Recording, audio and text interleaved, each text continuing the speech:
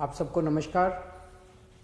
दिल्ली में कोरोना की स्थिति के मद्देनज़र कुछ अहम निर्णय लिए गए हैं। पहला तो ये कि कुछ दिन पहले, कुछ हफ्ते पहले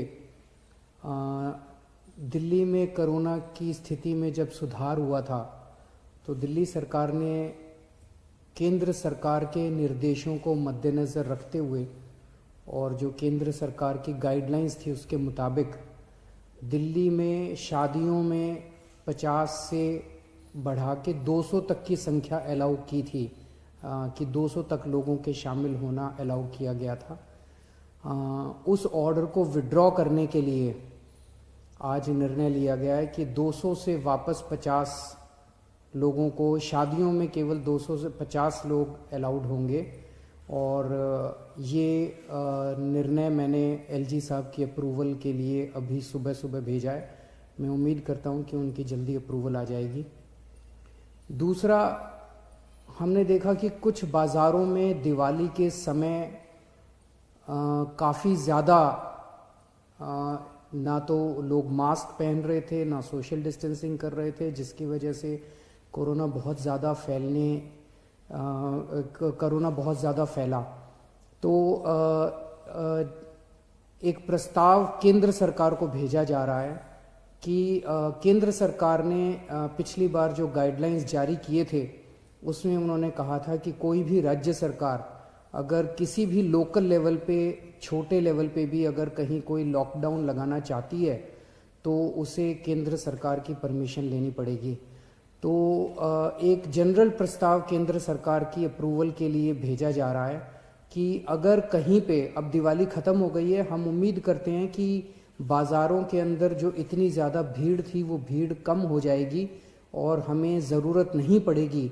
लेकिन अगर ज़रूरत पड़े और सारी कोशिशों के बावजूद भी अगर किसी बाज़ार में हम देखते हैं कि सोशल डिस्टेंसिंग और मास्क का पालन नहीं किया जा रहा और वो एरिया एक तरह से लोकल कोरोना हॉटस्पॉट बन सकता है, तो उस वहाँ पे बाज़ार को कुछ दिनों के लिए एहतियात के तौर पे बंद करने की इजाज़त दिल्ली सरकार को दी जाए।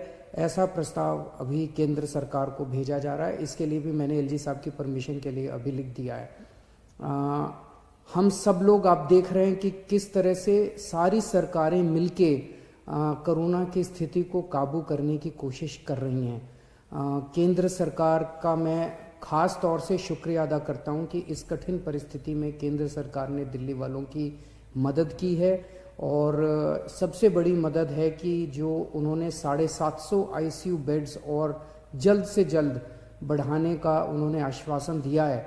इससे सबसे ज़्यादा हमें लाभ होगा, क्योंकि इस वक्त बाकी सारी, मैं एसेस कर रहा था, बाकी सारी बेड्स अभी हैं, सफिशेंट हैं।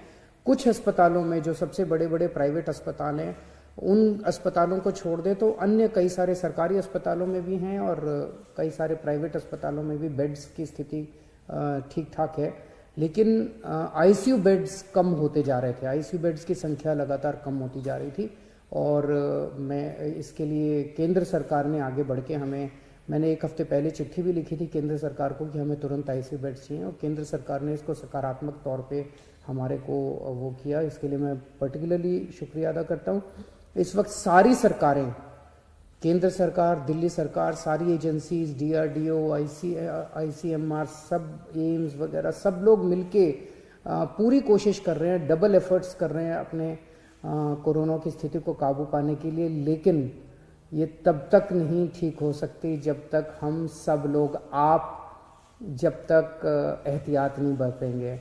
मेरी आपसे हाथ जोड़ के विनती है कि आप ये कोई किसी और के लिए नहीं मांग रहे, आप ही के लिए, आप ही के स्वास्थ्य के लिए, आपकी ज़िंदगी के लिए, आपके परिवार के लिए आपसे अपील कर रहे हैं कि मास्क ज़रूर ज़रूर ज़रूर पहनिए, सोशल डिस्टेंसिंग का पालन ज़रूर ज़रूर कीजिए।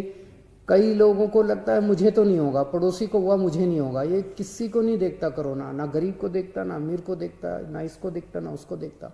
किसी को भी कभी भी हो सकता है, और अगर बिगड़ जाए तो खतरनाक हो सकता है।